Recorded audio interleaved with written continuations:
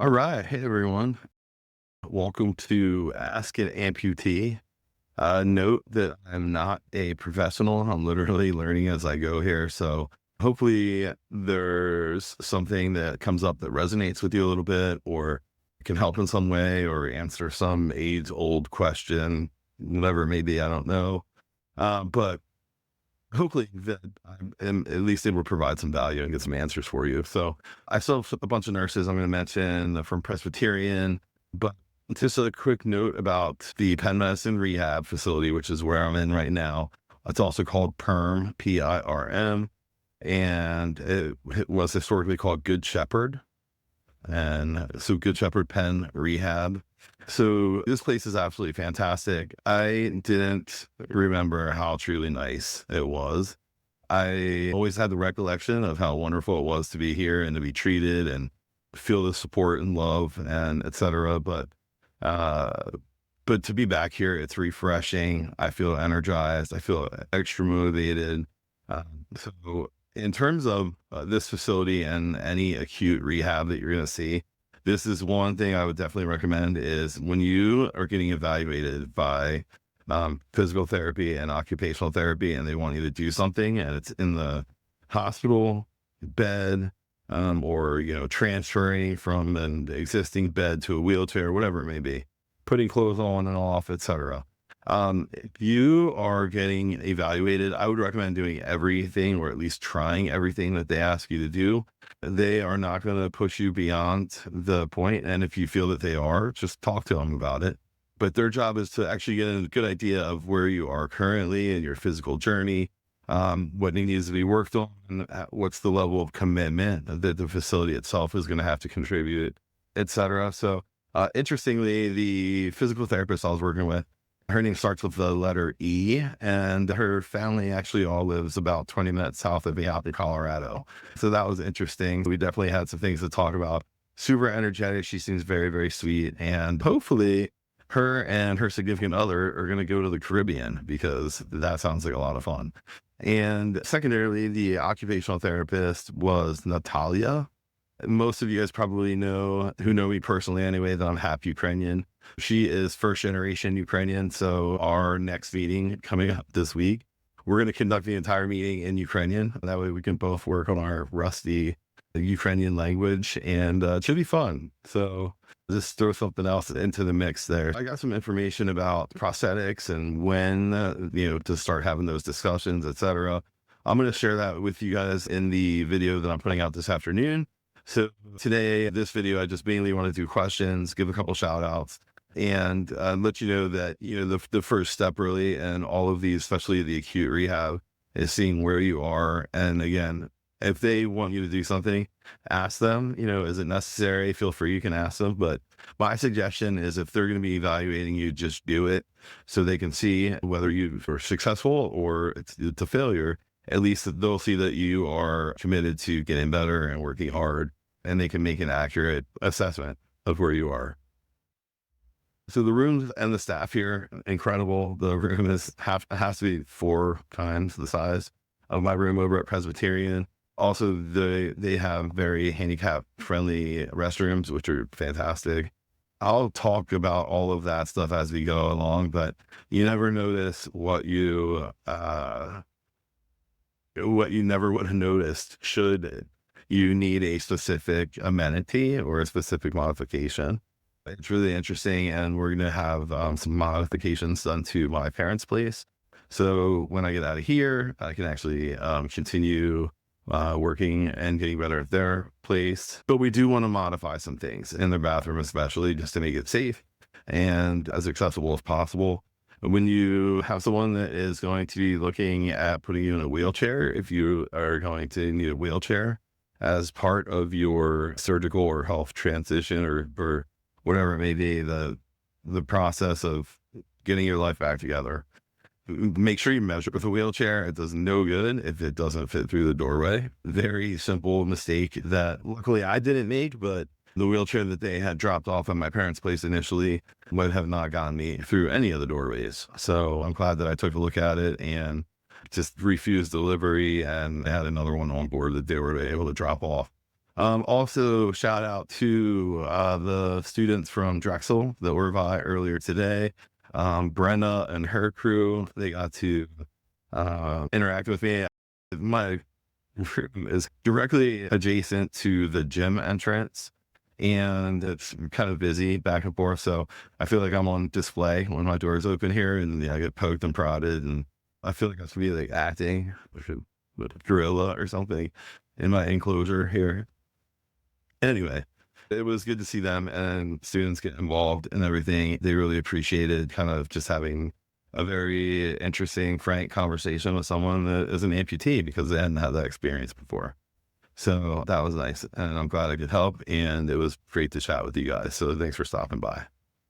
Okay, so questions, and then I'm going to hop off after these questions. I don't know what these questions are.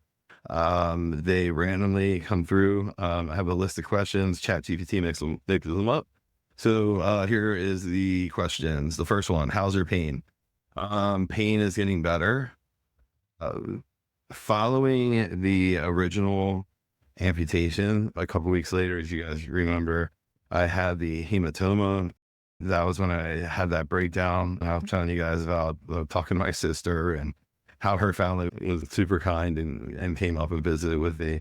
Looking back, I mean, now it wasn't a huge deal at all, but when you're actually going through it and especially you have had so many surgeries already, it really felt like an extreme setback. So anyway, pain is getting better. They did have to make the incision directly next to the initial incision that they did for chopping off my leg. So I do have kind of the incision, half of which now is made up of one incision that has sutures and staples in it. And the other one is made up of two incisions. I should find out when all that stuff comes out, which should be relatively soon. I will also have my drains that will come out of my leg. They're a source of discomfort and pain. So I'm definitely looking forward to getting those out. And they're like industrial sized drains. I'll share some pictures with you guys. But the pain is getting better, I feel like daily, but it's still rough. And there's no rhyme or reason to when certain things act up. I do still get the phantom pain, and mainly that feels like a Charlie horse in my calf. And it feels like shin splints, and neither of which exist anymore. But that doesn't make my brain not think that they're not occurring. So yeah, I mean, it's a progression and it's going to take a while. And I don't have any false beliefs in my mind that I'm just going to not be in pain sometime soon. In addition to that, I've been on pain meds for quite a while, so I'm going to have to dial back the pain meds, etc., and take a conscious effort to make sure that all goes well. And there's no reason that it shouldn't. I've lost way too many friends to opioid addiction, and yeah, it's not something that I even really worry about because feel so strongly about it internally. But it is something to be conscientious of. Definitely, it's something to keep an eye on and just think about. Talk to your doctor, put together a plan that makes sense. What does my incision look like is the next question. Basically, what they do is, I don't know if you can see this really, but um, hey, let me hear the best way to explain this. So if this is your leg, and basically they were to choppy right here. What they do is they leave the bottom flap a little bit longer. So in essence, they will fold up that bottom flap and then they'll stitch it and staple around it. And that's what kind of holds the chunk together. Your residual limb, aka, junior, whatever you decide to name your residual limb, which is the worst name, in my opinion. So that's what it looks like. It does have the two incisions side by side. They did a great job on the incisions. They line up. They look like they're going to heal. It looks very healthy. Even after having the other surgeries prior to having the hematoma removed, it was still red in color. It looked swollen. It didn't look healthy as I felt like it should. Now, even though I had that other surgery, it's not swollen. It's not red. It looks good. And the comments I've gotten from the staff is that it looks good. Just one other consideration real quickly is it gets rewrapped 4 times a day. And that's one of the big things that I'm going to be working on is learning the residual care of my leg.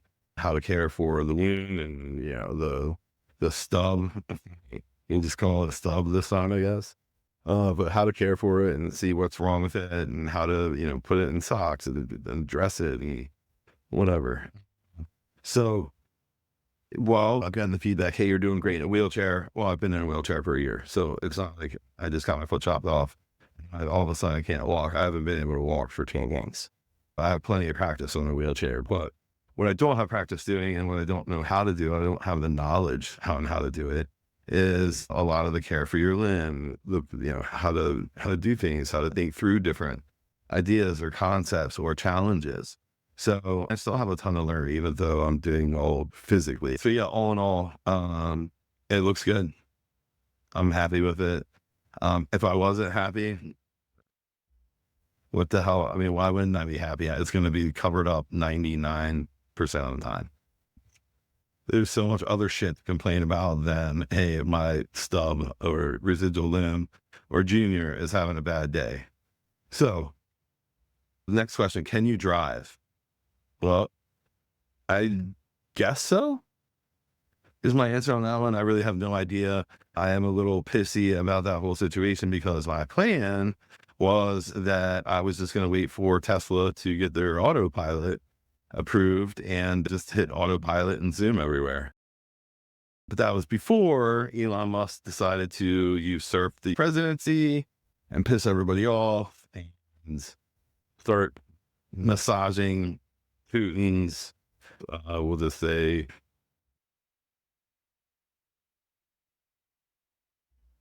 yeah, I think you guys understand. So who knows? I have driven with my left foot, and back then my right foot was still there.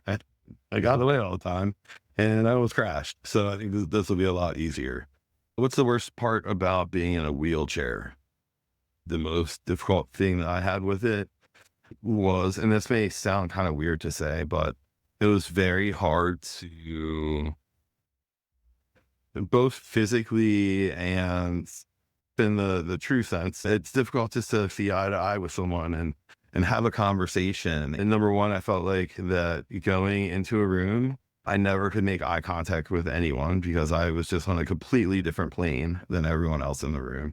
That made it difficult, especially for someone that's used to going into a room and smiling and engaging with others. That's not something that you're able to do when you're in a wheelchair, or at least it's not a gift that I was able to fully develop, or develop at all for that matter.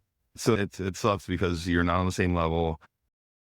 You feel like you're always in the way. Then you finally are able to sit down for a meal and then have a conversation. It's difficult. Being in a wheelchair really stinks. My heart goes out to people that are permanently stuck in wheelchairs. After me being through what I've been through and knowing that there's times where I need to communicate with my loved ones as to how I'm feeling and what's going on, I'm sure that people that are permanently in wheelchairs have had those discussions and their loved ones know exactly what they're going through and make things that much easier for them. Do you think that, do you think women or men,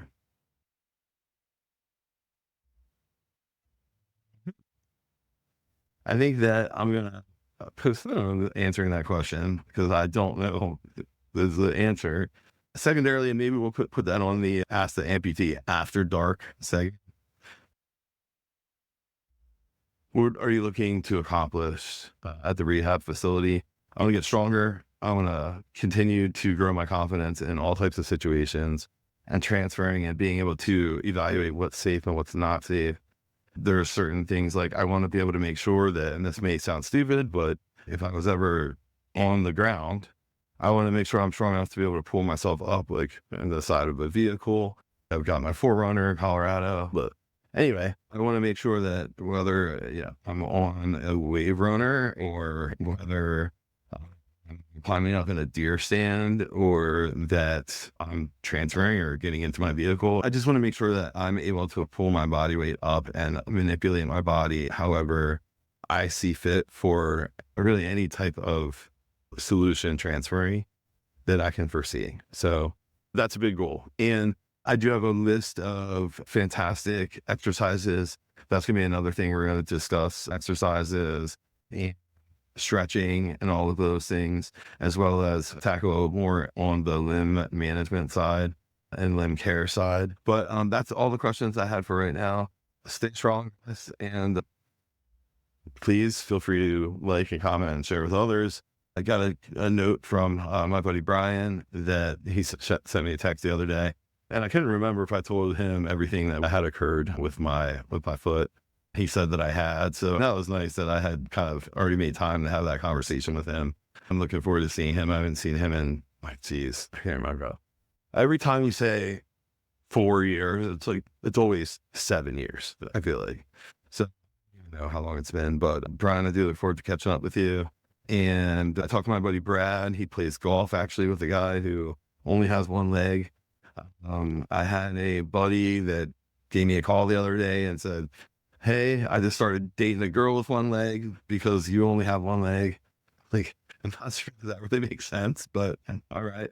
So yeah, there's one-legged people just crawling out of everywhere these days. So yeah, go me. Anyway, thanks everyone. Stay strong and stay positive, and I will see you guys soon. Thanks.